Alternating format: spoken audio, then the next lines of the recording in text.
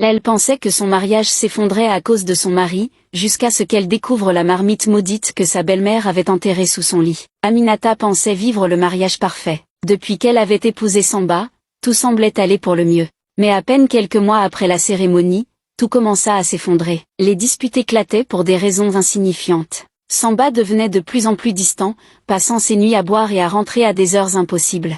Aminata ne comprenait pas ce qui n'allait pas. Pourtant, elle faisait tout pour plaire à son mari.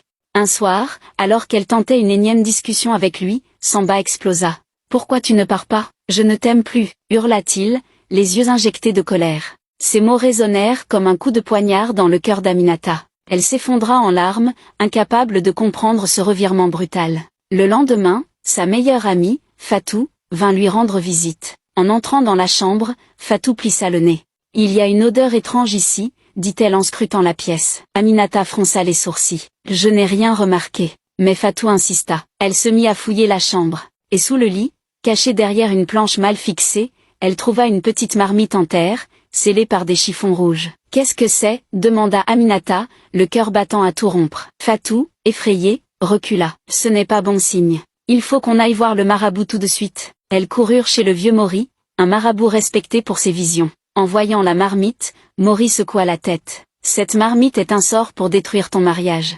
Celui qui l'a enterré veut que ton mari te rejette jusqu'à ce que tu quittes la maison. » Aminata sentit une sueur froide glisser le long de son dos. « Mais qui aurait pu faire ça ?» demanda-t-elle, la voix tremblante. Mori la fixa intensément avant de lâcher. « Quelqu'un très proche de ton mari. Quelqu'un qui refuse de te voir heureuse. » Aminata se rappela alors des paroles étranges de sa belle-mère le jour du mariage. « Cette fille ne restera jamais dans cette maison. » Son sang se glaça.